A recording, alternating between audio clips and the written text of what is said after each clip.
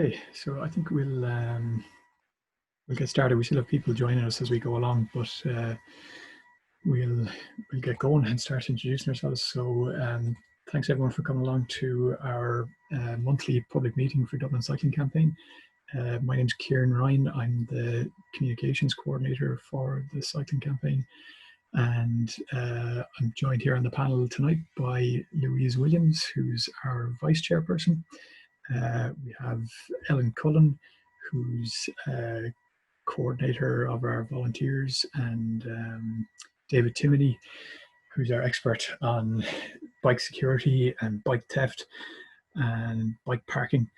And we have Astrid Fitzpatrick, who's the owner of the Dutch Bike Shop, and she's an expert on all the different type of bikes that you can get for cycling around Dublin.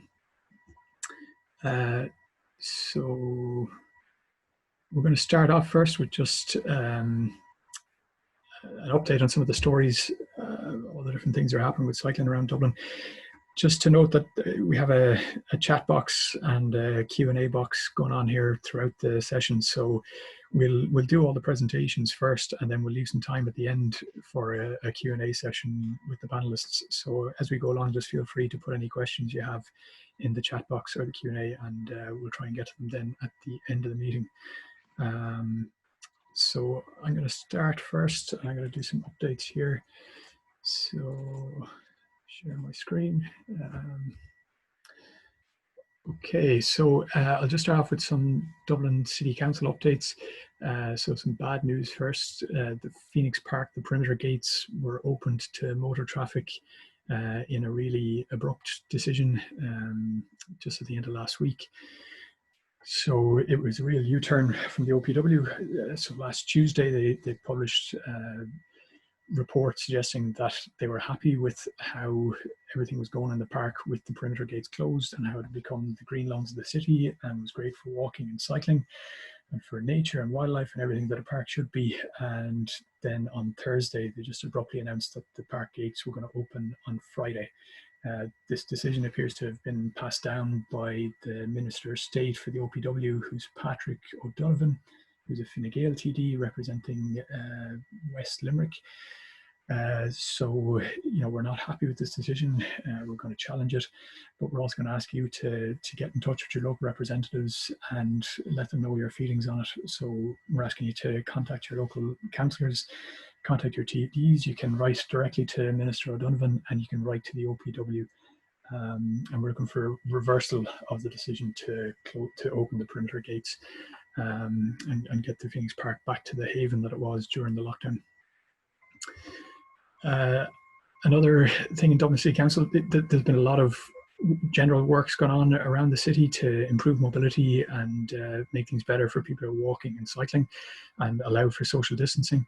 So what we're really asking people to do is to keep submitting proposals to the council for new projects where they can widen footpaths or calm traffic or create a pop-up cycle lane or put in some kind of protection for existing cycle lanes. There's a specific form on Dublin City Council website to put those proposals forward. You can find a link to that on our website. But it's also a case of supporting the existing projects that have gone in. If something has happened around the city that you like and that you want to remain, it's really important that you write to your local councillors and to the City Council and let them know that you are supportive of those new interventions. There is pushback already happening on lots of these around the city, so we're trying not to let the loud minority be the one that dictates what happens. So let's show our support for things that are progressive. There's also a consultation at the moment on 30 km/h speed limits across Dublin City. So we're advocating in favour of that the majority of streets around Dublin City should be a 30 km/h speed limit. So we're looking for people to make submissions to that consultation. Again, all this can be found on our website. If you go into the news section, you'll find links to the various news articles on this and how you can submit. For Dún Laoghaire-Rathdown, there's been some major gains in Dún Laoghaire in terms of cycling infrastructure. There's a great new two-way cycle track under development at the moment, linking Blackrock all the way to Sandy Cove. You've probably seen some of the pictures and videos from it over the weekend, where it's already complete between Blackrock and Sea Point, and parts of it are complete between Sea Point and Sandy Cove. So it's been a really, really positive intervention there, and it's getting a lot of love from people who are cycling in that neck of the woods. But again, there'll be pushback against it, so it's important to, if you enjoy it and if you support it, to contact local councillors and the council and let them know that you're in favour of it. Just to show you there, that trishaw there on the right hand side is the Cycling Without Age trishaw. So that's a charity that has been bringing nursing home residents out on bicycles using those specific trishaws, and the woman piloting the trishaw there is Clara Clark. She's been campaigning for a coastal cycle route in Dublin since the end of the last century. So we're particularly pleased for her to be able to cycle along a coastal cycle track in Dún Laoghaire over the last few days. Blackrock Village is also undergoing some major changes with a new one-way motor traffic system, a contraflow bike lane and extended pedestrian areas. So, getting really positive feedback on that over the last couple of weeks. And Dún Laoghaire Rathdown County Council is looking for continued feedback on that proposal and to let them know what you like and don't like. They're going through phase 2 of that at the moment, which is to soften it up a bit and add some greenery and some planters to the area, so it's not just all bollards and traffic cones. It's actually a pleasant place to be. We have a dedicated Dún Laoghaire Rathdown subsection of the cycling campaign. So one of the best ways to get in touch with them or to keep track of what they're doing is to follow them on Twitter. So it's @DLR Cycling. So check them out and keep up to date with all the different things that are going on in Dún Laoghaire. South Dublin County Council, one of the main campaigns at the moment is a campaign for the removal of kissing gates across that particular region. There's kissing gates that are obstructing people going in and out of parks, but also along sections of the Grand Canal and new sections of the Dodder Greenway. They're continuing to install these kissing gates, and they're a real nuisance, a real obstacle for people who are trying to cycle. You can see there's a queue of people trying to go in and out of a local park with their bikes. So again, it's a case of getting in touch with your local councillors and your local council and asking them for an alternative to these kissing gates. Fingal, one of the main things underway at the moment is there's a trial pedestrianisation of New Street in Malahide. It's been a really positive intervention from many aspects. You can see there in the photos, a lot of people were there at the weekend, for people walking and cycling and just an extra bit of space and social distancing. It's a real positive intervention. That's a 4-week trial, I think. I'm not sure. I think it's either a 4-week or 10-week trial, but it is just a trial at the moment. So again, it's one of those things that, if there's more people speaking out against it than for it, then it might not survive the pandemic. So we need people to get in touch with their local authority and support these projects. And then just in general, just keeping involved with the cycling campaign and what's happening. Just some things to do are to become a member of the campaign. That's from as little as €20 a year for an individual. Sign up for our newsletter so you get updates on everything that's happening. So that's a monthly newsletter that goes out. If you have a specific request or something you want to ask us about, you can email us on info@dublincycling.com, and you can follow us on social media on Twitter, Facebook and Instagram. So that's the general updates. So we're going to go on and we're going to talk to our first panelist, who's Astrid Fitzpatrick from the Dutch Bike Shop. And we're going to talk to Astrid about the different types of bikes that are available to people and some of the pros and cons of those bikes. So Astrid, I think you're just, thanks for joining us, Astrid, and for giving us your expertise for the evening. My perceived expertise, and that is. So yeah, hello everybody. I'm Astrid. I'm the owner of the Dutch Bike Shop, so possibly a little bit biased to some of the bikes that will be shown tonight, but I'll try and do my best to be as neutral as I can. Okay, great. Yeah, tell them what they're all about. And just remember everyone to keep the questions coming in the Q&A below, and we'll put them to Astrid then at the end of the session. So the first type of bike, Astrid, we're just going to talk about are road bikes, also known as racing bikes. So just talk us through some of the pros and cons of these bikes, please. So yeah, the big pro about a road bike is it's light, it's fast. Yeah, you'd get from A to B quite quick. Narrow wheels, the less rubber touches the road, the faster your bike will go, the least resistance it has. So where that's concerned, it's a great bike. Other than that, it's a great bike if you're on your own. If you need to carry anything, or you need to bring anything or anybody even, possibly not the best option. And what about for cycling around Dublin? Would there be any issues that might arise from having a bike like that in Dublin city centre? Well, the fact, like, on a road bike, you wouldn't necessarily go in your daily clothes. So you'd have to bring a set of clothes for when you get to your destination, or even have a shower when you arrive in work. So it's nimble, it's quick, and some people do like that. But for in a city environment, there is better options out there. And I suppose something like the Lewis tracks around parts of the city centre, your margin for error is probably a bit narrower with the yeah, and tires. that's also to do with the less amount of rubber on the road. You're quicker getting caught or getting in a slip on the Lewis tracks, or even the drain hole covers.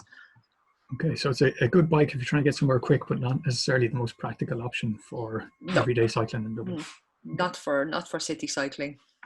Okay, cool. So the next bike we're going on to is the hybrid bike. So talk us through this one, please. So yeah, that would be kind of a bit of a cross in between a more sporty bike, a city bike, and a mountain bike. It's sturdier than a road bike, wider tires as well. A lot of the hybrids would have options also for carrying stuff.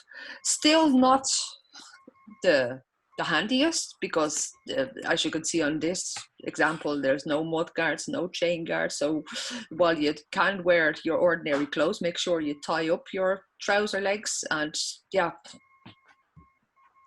expect to get muddy if it's a rainy day.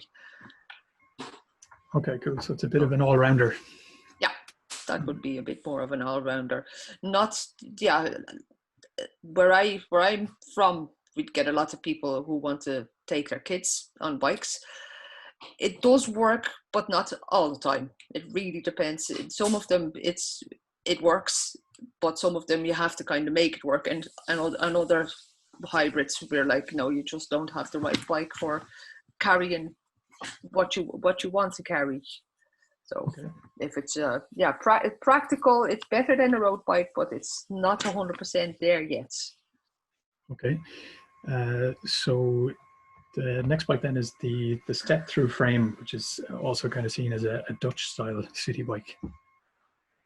Yeah, the Dutch style, it's not just the step-through frame, it's also the difference in height in between your saddle and your handlebar. So the more upright, that's what makes it a Dutch bike. So these, compared to the previous two, would possibly be a heavier bike, but heavier is not necessarily a bad thing, because on the Dutch bikes, yeah, the carrying capacity is much better. Trying to get one or even two kids on a bike like this would work really well compared to the previous two bikes. So. And in terms of the upright position, are there particular benefits in terms of, comfort or visibility or that kind of thing? Well, yeah, you look over the car, so you wouldn't be leaning on your wrist too much, trying to assess traffic. You sit upright, you do all the work with your legs, so your back is nice and straight. You don't have to put any strain on your back or on your arms, and yeah, it would be a little bit more comfortable than especially a road bike and a hybrid bike, but that's my opinion. Everything here is my opinion. So And it looks there like that kind of bike you can maybe attach more in terms of cargo or passengers, giving people a backer or putting a basket or a bag or something onto it. It's pretty robust. yeah, this bike is made for carrying people and stuff. Okay, cool. Yeah. So e-bikes then, talk us through e-bikes, please. Electric bikes have been up and coming in the last number of years. We're still a couple of years behind as to where they are on the continent, but they are great for if you have a longer commute, or if it's hillier, or if you need to bring a lot of stuff. So the standard basic range on a modern electric bike now, you're looking in and around the 40 kilometers upwards, depending on how big of a battery you go with. There's different types of motors, which vary in price as well. So for your front wheel mounter, like in this picture, normally they are on the cheaper end of the electric bike scale. Now, cheap is relative because electric bikes aren't the cheapest out there. If you're in a very hilly terrain, like, well, Dunleary, but also down, I don't know how many people are here from down the country, the likes of Sligo or Mayo, the mid-mounted motor would be a better option to battle hills, if that makes sense. Then the batteries, I often get asked, how long will my battery last? And it's not even you have 1,000 charges and then it stops. Say in the beginning you'd have full use out of the full capacity. So say it does 100 kilometers on a full charge in the first year. That over years depreciates by a couple of percent. So after a year you might only get 95 kilometers out of a single charge, and that goes year on year on year. So if you only need it for 5 kilometers, after say 8-9 years, the battery will still get you from A to B, but you just need to charge it more often. So and what I found now with the electric bikes, the spare parts, once they start going, 8 years ballpark, you might start getting difficulty getting replaceable, or they're getting parts replaced, because they're updating them constantly. Like a bike you bought 5 years ago will now be fairly outdated. It's constantly renewing itself, if that makes sense. I think that I heard in the pipeline there is bikes coming now that will give, by cycling them, charge the battery slightly. It's not there yet, not that I'm aware of, not in the range I stock, but it is on its way. So, and then what else? Detachable battery. So on nearly all these bikes, the battery would be detachable. The picture here shows one mounted in the rear carrier. It's quite a lot more common these days now is batteries that mount into the frame. But even the ones that look like they're in, there is a few now that you have to bring the bike up to the plug, but most of them will have a detachable battery. So if you live in an apartment, you can lock your bike downstairs, take out the battery, bring it up with you. So, and one thing I do like to mention as well with the batteries, if you don't use them for a while, still bring them inside, put them on a flat surface where the temperature is constant, so not in extreme temperature differences, and plug your battery in at least once a month. Because if you don't do it, your cells the cells in the battery will deteriorate, and you could even completely go flat, and that's not what you want. So, okay. And then the last point, cheap. Now, I don't know for other bike shops. Yeah, I'm only going to say it from my shop point of view. Range, money wise, it's not cheap. You're looking, yeah, with us, you're looking at least €1,800. That's for a front wheel mounted option. And then if you go for the, little bit more, the more superior mid mounted option, 2,300 is where it starts, and it goes only up. Okay. It's a consideration for a lot of people, especially with the cycle to work scheme only covering, €1,000 being the limit in that. Yeah. Okay, so we'll pop on to the next one then, which is cargo bikes, which I suppose your shop would be seen as somewhat of a specialist. Yeah, I'm a perceived specialist in cargo bikes as well. I've been selling them now for nearly 10 years. So even with cargo bikes, there's one out there that's for everybody. Like there's cargo bikes out there. The picture here shows a 2-wheel cargo bike, which is great. Carries 2 or 3 kids, 4 maybe if you push one in there on the floor. Compared to a 3-wheeler, I personally prefer it because they will handle more like an ordinary bike. But then there's the 3-wheel options, which are generally larger. They take 2 to 4 kids in the box, depending on which model you go for. There's types there that would carry your dog as well as your kids, even carrying wheelchairs. There's a couple makes out there that do specialist wheelchair cargo bikes, or for people with additional needs. You can get a cargo bike for them. 99% of the cargo bikes, there is an option to go electric. It's at an additional cost. And then what else? A lot of our customers, they would buy them and leave their first or even their second, or even in for people living in the city center, they'd replace their car with them. So they're not cheap. Again, starting price around €1,700. The ceiling price, I can go on holiday if I sell one of them, but no, that's a joke. But so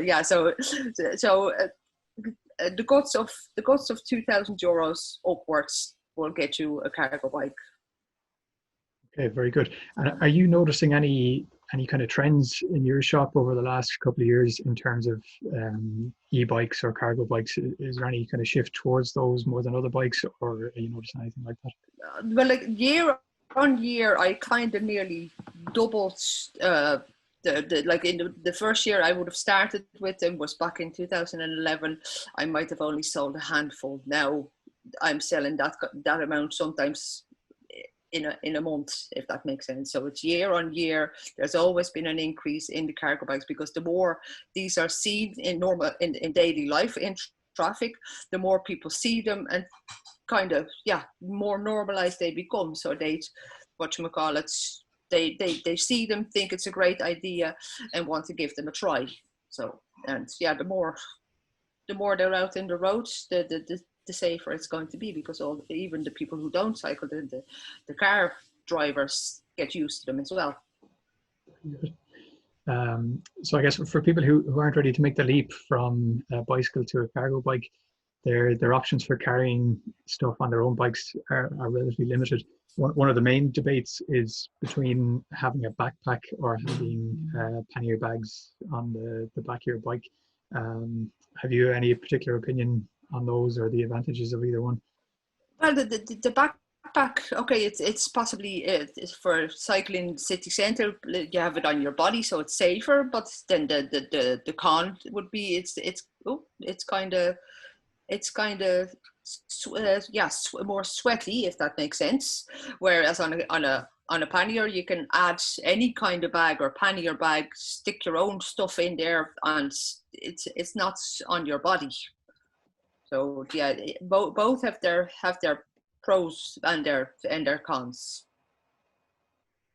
Okay, we might actually just set up a poll here on the webinar, just for the crack, to see whether people prefer backpacks or or panniers, but we'll keep an eye out for that. That's great, Astrid. Thanks a million for all that input, and we'll probably have a few questions coming in on the Q&A, so we'll come back to you at the end, and we'll probably come back to you on some general Q&A stuff at the end as well. Perfect. I think everyone's after seeing me You're welcome. doing a poll there. I'm not sure. We're going to go to David Timoney next. So David is our bike theft and bike security expert. So David, you're going to give us a presentation on bike theft now. And we'll just unmute you there, David. Yeah. Hi everyone, how are you? Yeah, I just wanted to kind of bring you through some of the work I do in the campaign. It's really around, I suppose, bike parking, bike security, some of the recent surveys we've done, and also just a word about membership that I've got involved in recently. So I suppose, go full screen there. So yeah, just want to give a quick update on the kind of theft stats and the locations that we've gathered from some of our recent surveys, and some advice on how to avoid bike theft. A quick word on a supermarket survey that we did recently, and we just have the results. And then finally, just a word on the kind of more recent bike parking that has been installed, just to make everyone aware of it, and a couple of areas that you can help us. So in terms of the stats, I suppose, again, these are a couple of years old, but they haven't changed a whole lot. I suppose you've got two stats when you're talking about bike theft. You've got the reported stats, which is the numbers reported to the Gardaí, and then you've got the actual theft. And based on all the survey data we have, we think that about for every 3 bikes stolen, about 1 is reported to the guards. So typically we have between 4,000 and 5,000 reported each year to the guards. So the actual number is, maybe somewhere about 12, 13, 14,000. Now we know there's been an uptick in bike thefts recently. Now we don't have the full data on that, but you can take it, whatever the official number is, you can multiply it by 3, and that'll be the correct number. Just a word on where bikes are being taken. Sorry. Oh, there we go.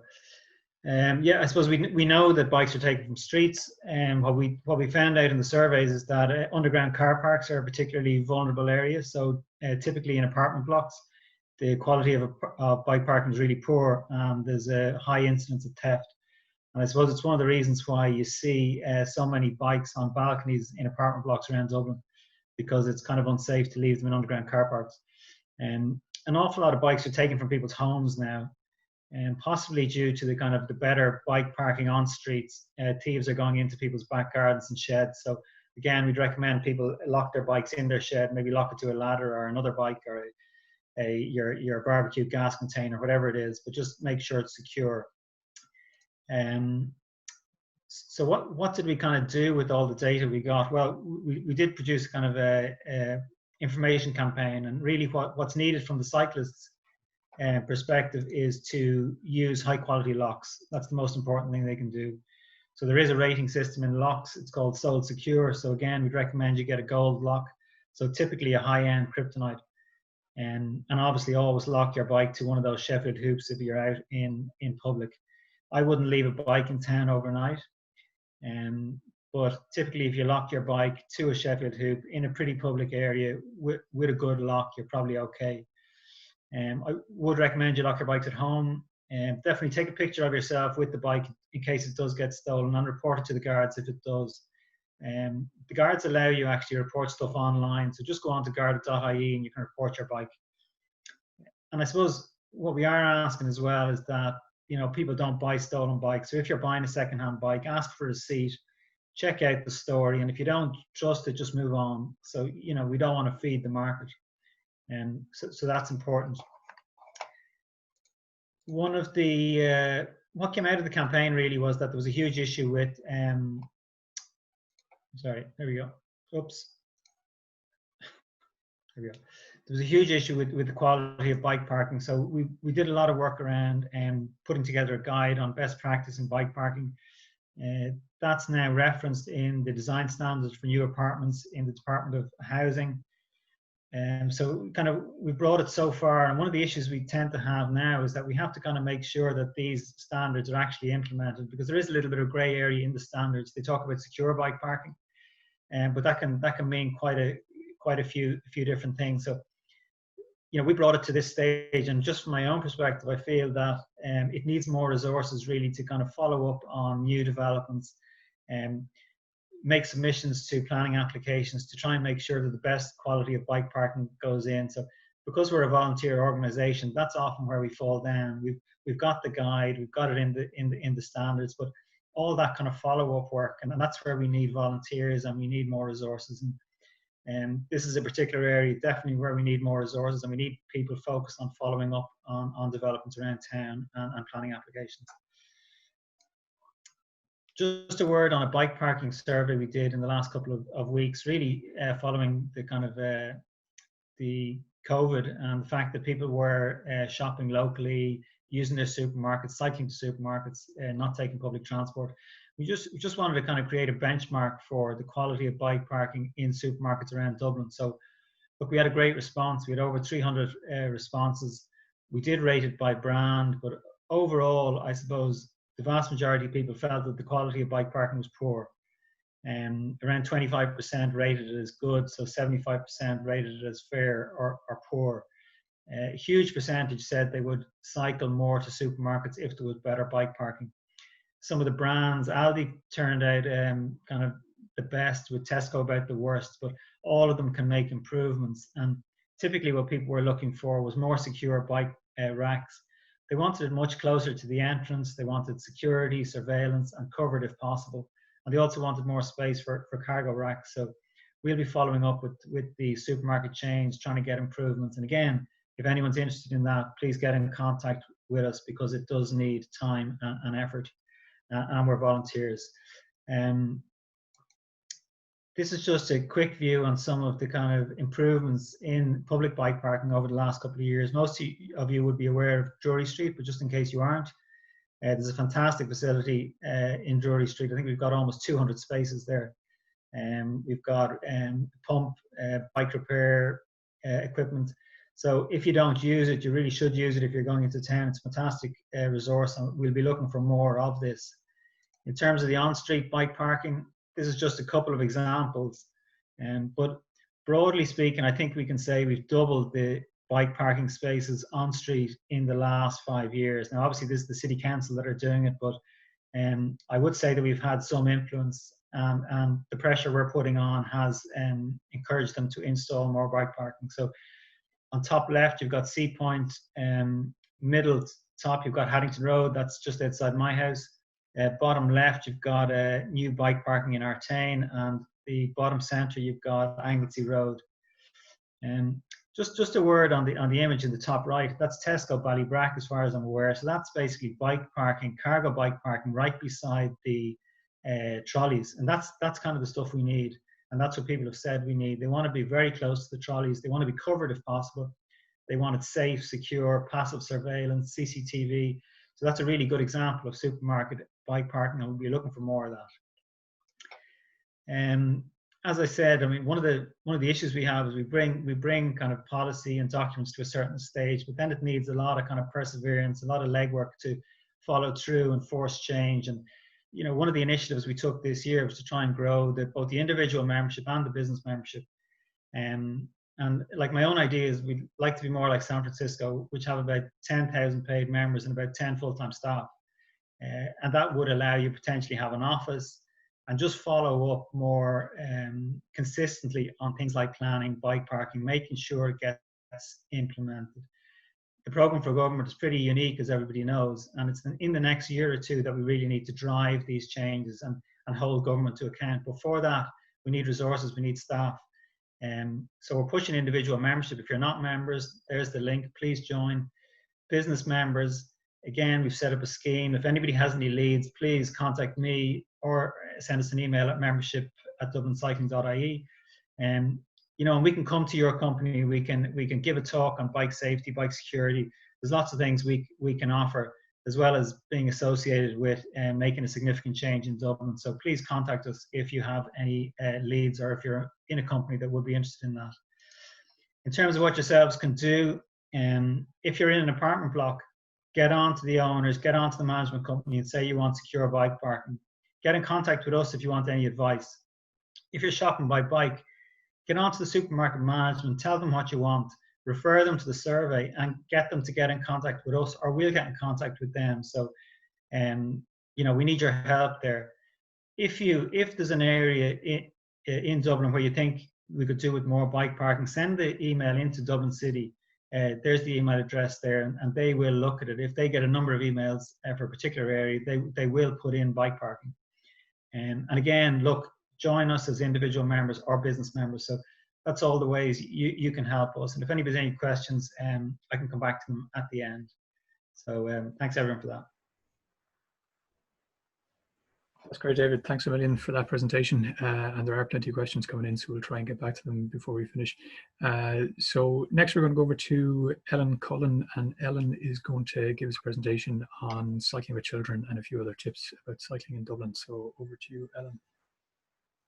Hi there. I'm Ellen. I'm a mother of 4 who's been carting my kids around without a car for the last 11 years. So, and this is not a picture of my kids. This is a lovely picture I stole borrowed off the Cycling UK website. I said, this is going to be a talk about utility cycling. So I'm not going to cover off-road or leisure options. And it's going to be about bringing your kids to creche, dropping them off to school, things like that. And I'm going to split it up into 2. The first half had a little bit of overlap with Astrid. It's going to be going over the different things like seats, cargo bikes, tailgaters, things like that. I'm going to have to rattle through it to try and keep it within the few minutes. And the second part is going to be about how to cycle with children on roads. And a lot of the tips and the kind of information I gave you about that would also be relevant to people who are new to cycling or coming back to cycling. Some really kind of useful tips. Okay, so this again I've taken from the UK cycling page, the family cycling page. And it just gives you the array of different ways that you can transport kids around. And you can see there's the step through bike for when you're pregnant, through to seats on the bike, trailgaters, and the child cycling by themselves at the end. And my working title, Astrid, I hope this doesn't offend you. My working title for this was, you don't have to spend 5k on an electric cargo bike to cart children around. So you can eventually spend 5k on a cargo bike if you want to, but you don't have to start off doing that to start bringing your children around the place. You can start off much smaller, see if it's for you. So what you need to think about is, what's the number of children you're bringing around? If it's one child, is it a baby and a toddler? Is it a toddler and a 7-year-old? All those things will make a difference about the types of equipment you'll need to bring them around. What types of journeys are you doing?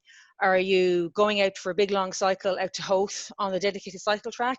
Are you doing a quick drop off to creche and school on the way to work, in which case you wouldn't want a big heavy bike going all the way to work?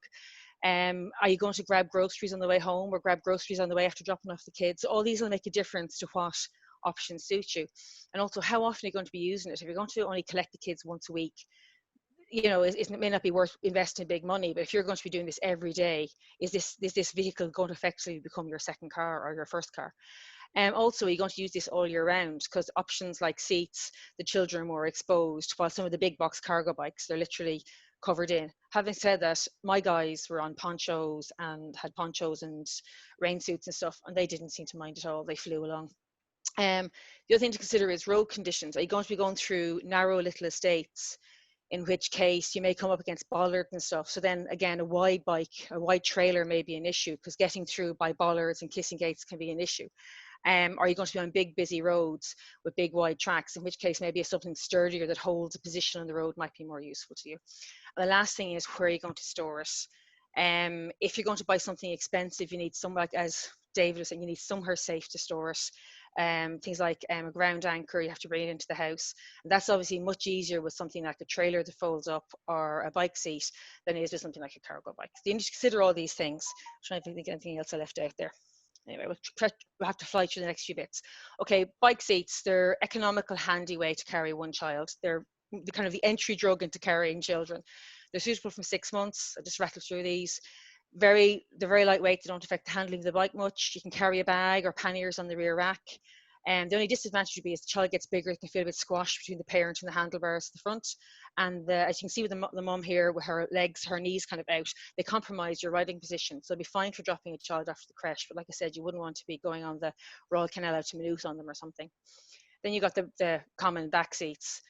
They're from 9 to 12 months up to 5 years, so slightly older range on both ends. Although you can get ones that go up to 32 kilos, but you'd need one of Astrid's sturdy Dutch bikes to carry those. An ordinary bike would turn into spaghetti if you put that sort of weight on it. The adult position is unaffected by these bikes. The child has plenty of space.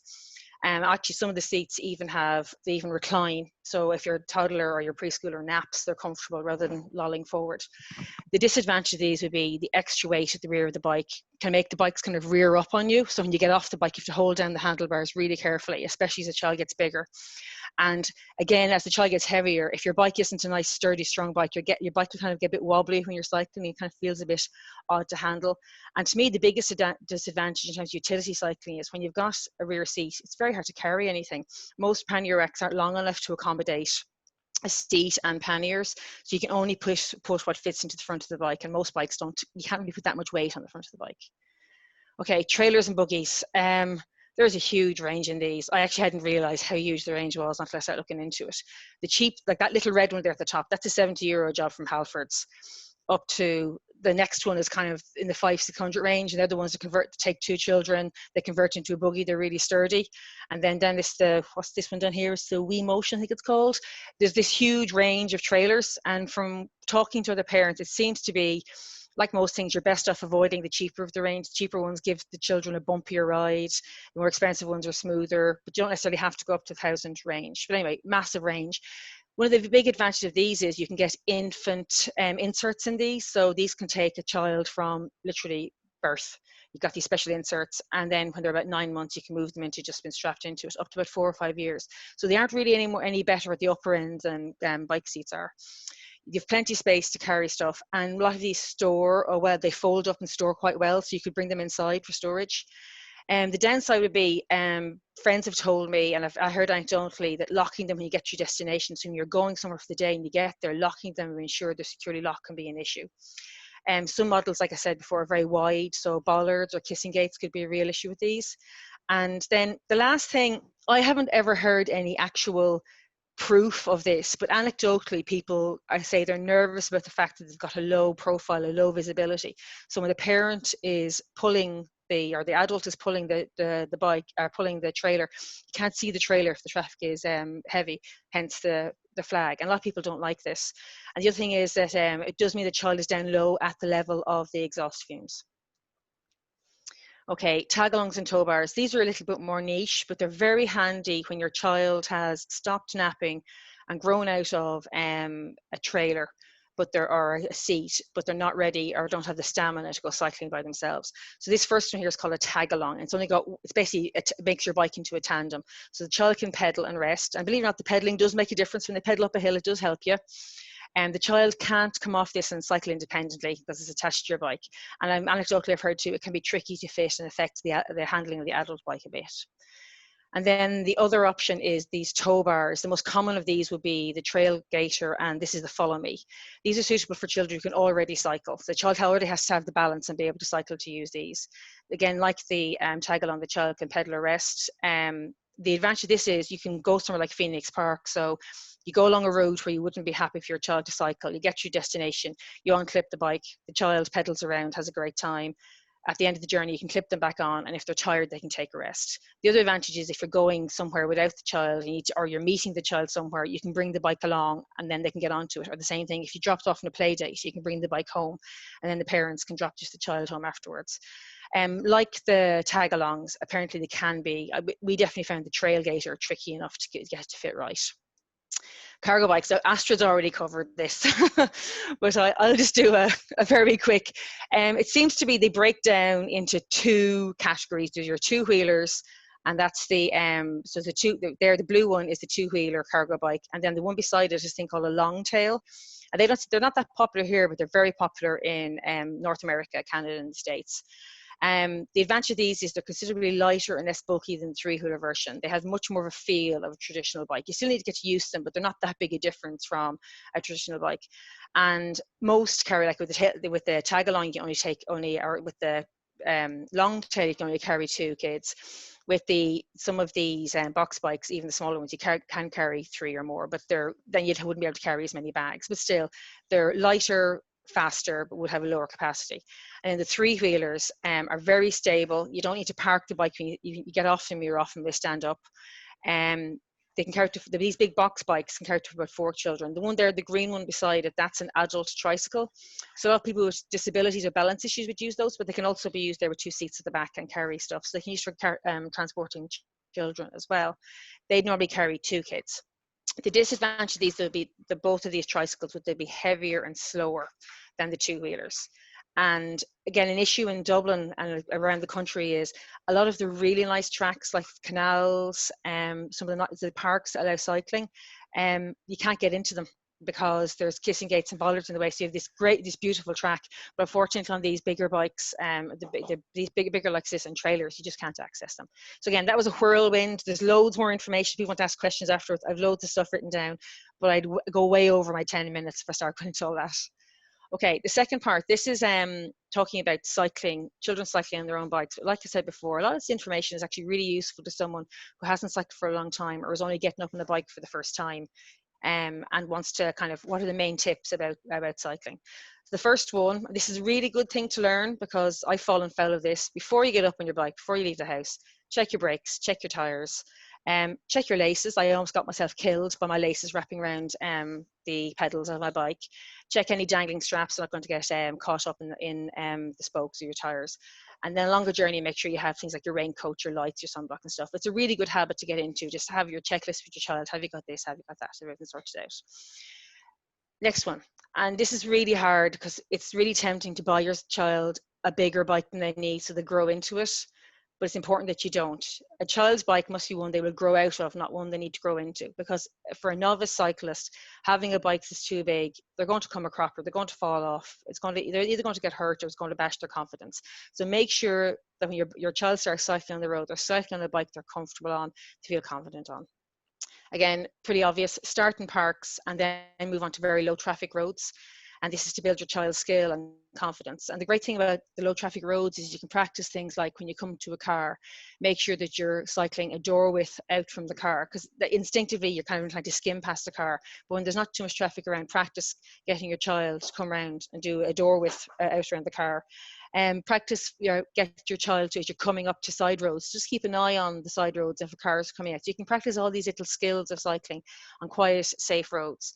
And keep the journeys short at first. Like, don't do what we did, is we dragged our poor child on cycling on 10k cycling and put them off cycling for life. But don't do that. Do a nice short cycle. They'll get into it, and gradually, as they increase their confidence and their endurance goes up, go for a longer cycle. Oh, sorry. Now, preparing for moving on to busier roads, and again, a lot of this stuff is relevant to adult novice cyclists or people going back to it as well. The big one, please don't presume that the route you drive is the best route to cycle. This is a really common mistake to make. A route that you drive that seems perfectly fine could be an absolute hellish cycle. So plan and check your route really carefully. There's a TFI cycle route app. It's really good. You can use that. Google has its uses. Google can be dangerous. Google sent me on a cycle route on the Chapel Lizard bypass.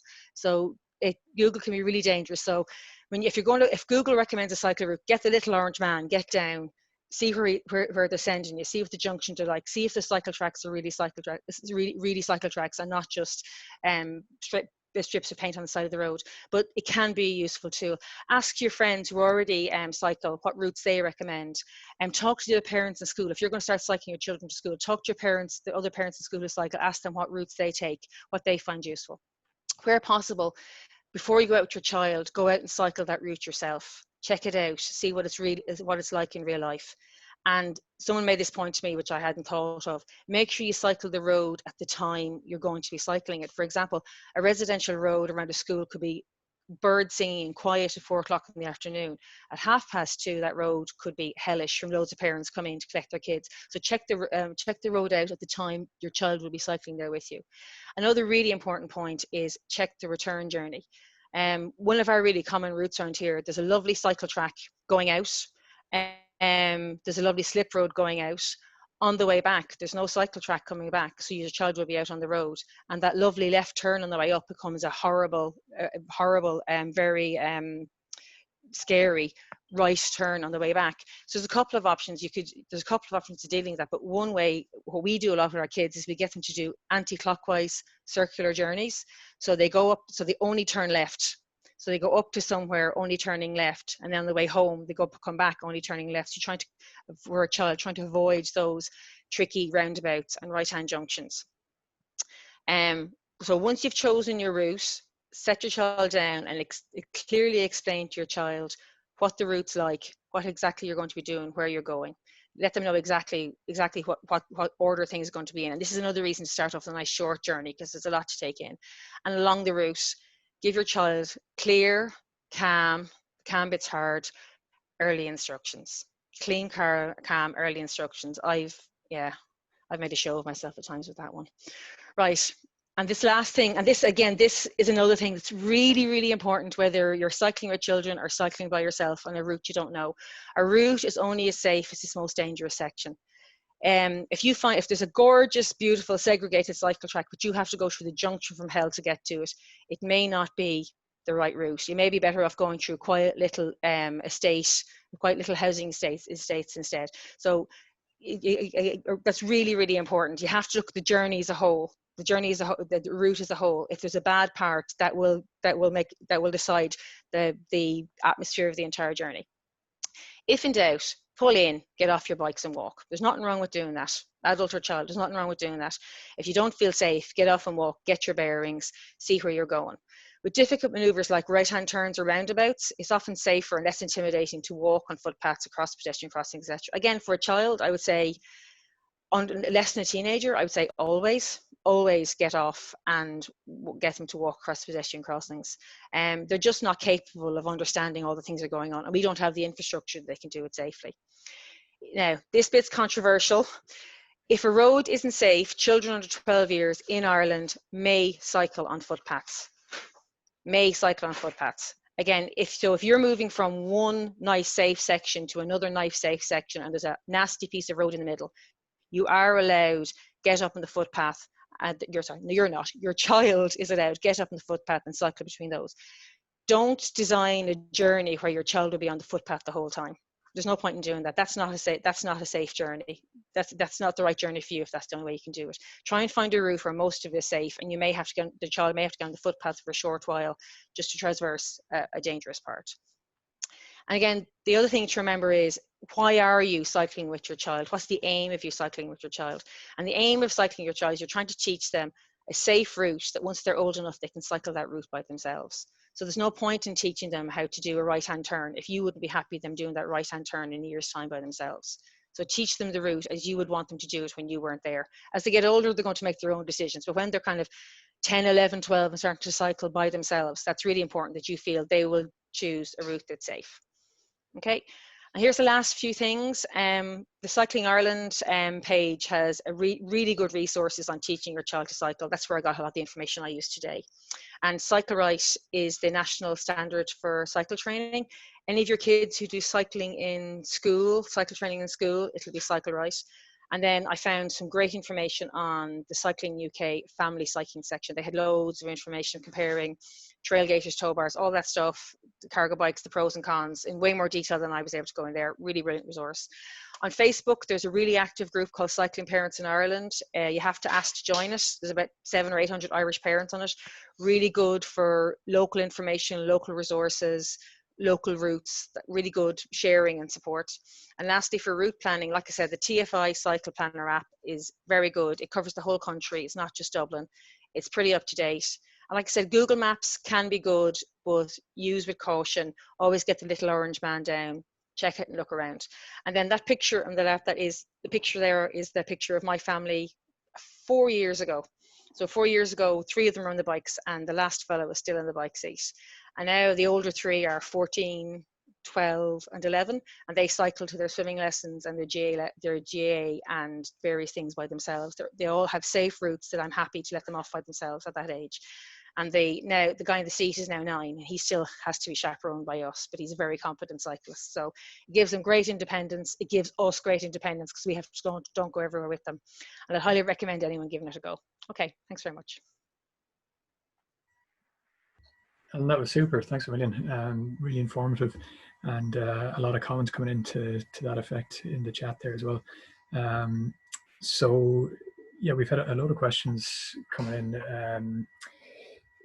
Might just go to Astrid on one of them here. A couple of people asking about strategy around purchasing a bike at the moment, whether you reckon there's any new grants for e-bikes or cargo bikes on the cards, especially with the new program for government. Should people wait and see, or what's the advice on that? I'm just going to switch on my light because I'm suddenly gone very dark. There we are. I actually haven't heard anything yet, but with the Greens now having a position of power, it might well be, but I haven't heard it that there is larger grants. But yeah, I did read something that they are thinking about increasing for the use of electric bikes and cargo bikes. So possibly, but not yet anyways. Okay, so it's a case of wait and see in terms of additional grants. Dave, we had a few questions on bike security there as well. So we had a question from Councillor Carly Bailey, who's a South Dublin County Councillor. She's recently purchased a new e-bike, which I think she shared with us on Twitter the other day, a lovely bike. She's wondering about bike security at home, if there's any recommendations on particular padlocks or anything like that for sheds, or what's the best way of securing a shed or a bike at the home? Yeah, I'm around where I live in Beggar's Bush. Like, some people are putting in Sheffield hoops into their gardens, so maybe into their back gardens. They're putting it into a little bit of concrete. So that's probably the best thing. And you need a cover, obviously, and then if you have a good lock, it's unlikely somebody's going to go into your back garden and use an angle grinder. So I'd say actually put in a rack somewhere into your backyard. Otherwise, in a shed, lock it to something immovable, so a ladder or another bike. But make sure you lock it and use a proper lock, like a heavy kryptonite style lock. And then another question on bike security is about registering a bike or getting insurance for a bike. Are there any providers of those in Ireland?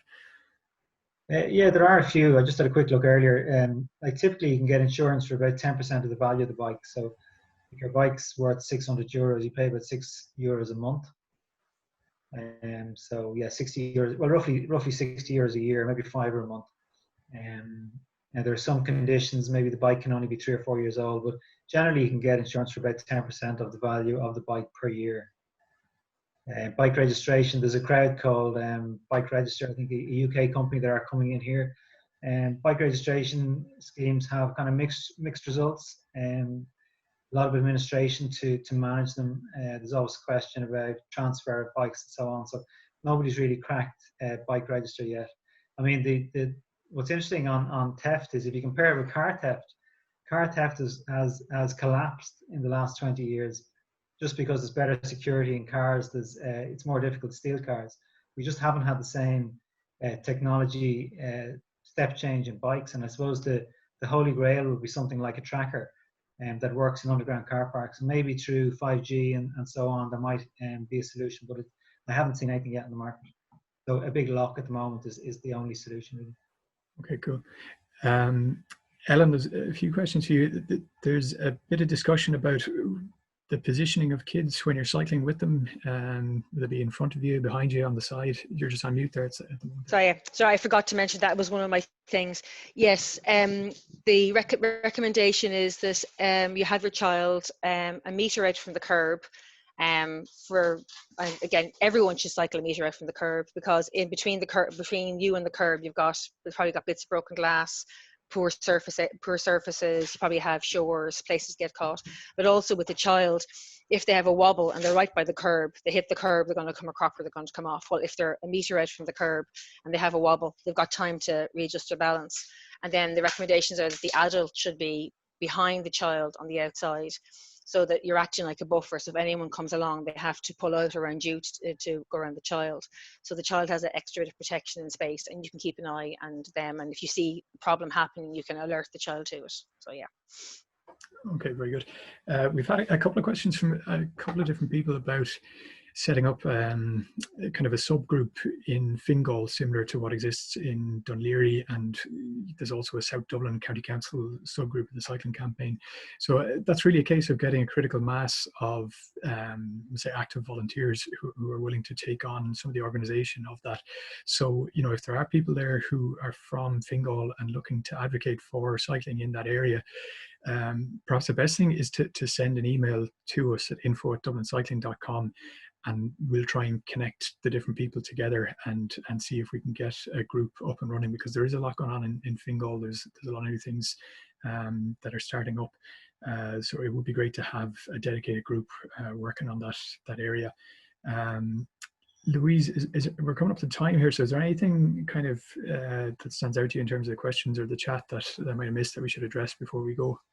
Yeah, there were a few. I mean, thanks everybody for your comments and questions. There was in the Q&A, there was a really good question, which good in the sense that it's really troubling and hard to answer. But let me put it to you, which is, you know, we've got these protected bike lanes now, but on Kevin Street and Westmoreland and Westland Row, people are parking, vans and cars are sometimes parking in those, you know, those lanes with wands on them. So what do? Do you go along within the section that's allocated for bikes, or do you go into the section that's allocated for cars if the section that's allocated with ones for bikes is being blocked, and how should we navigate that? So yeah, I thought that was a really good question. I don't know if anybody has good ideas on it. Is there not enforcement though of the parking? Would you believe it? It's a bit sluggish. Shocking, I know. Yeah. Exactly. Any of the panelists want to give opinion on that?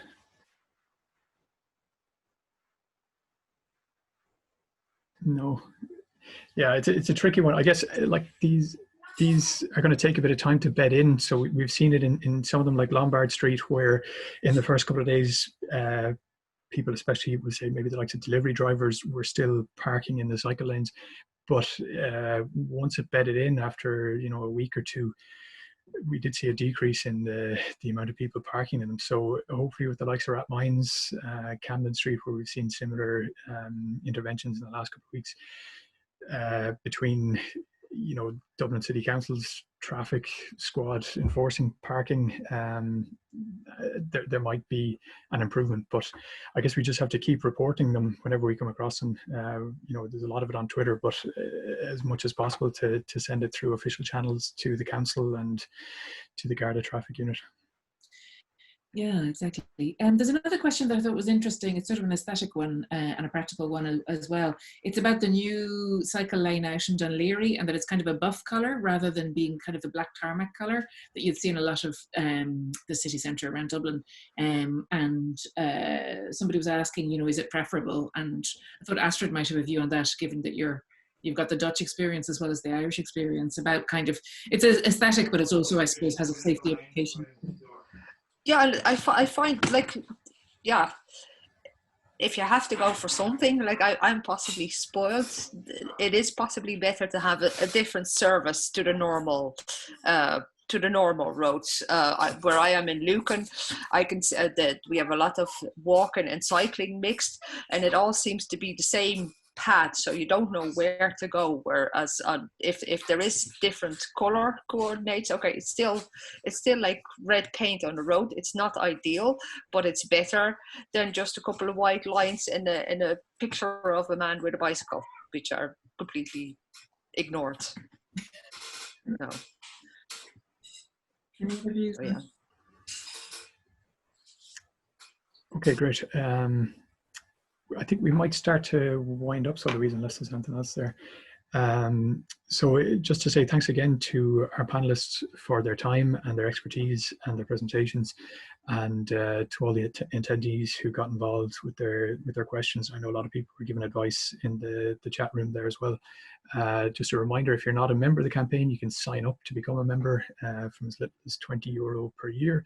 And we're going to have a recording of this webinar up on YouTube or something in the next couple of days, and we might try and share some of the presentations, especially maybe Ellen's presentation around cycling with kids. So this is a monthly meeting. We'll try and have it again next month. We've no firm plans on physical meetings again in the future, so we have our Zoom webinar set up, and we'll keep going with the Zoom until the best advice is to do otherwise. So thanks very much, everyone. We'll finish up, and good luck. We'll see you next month. Thanks, Gavin. Thanks, everyone.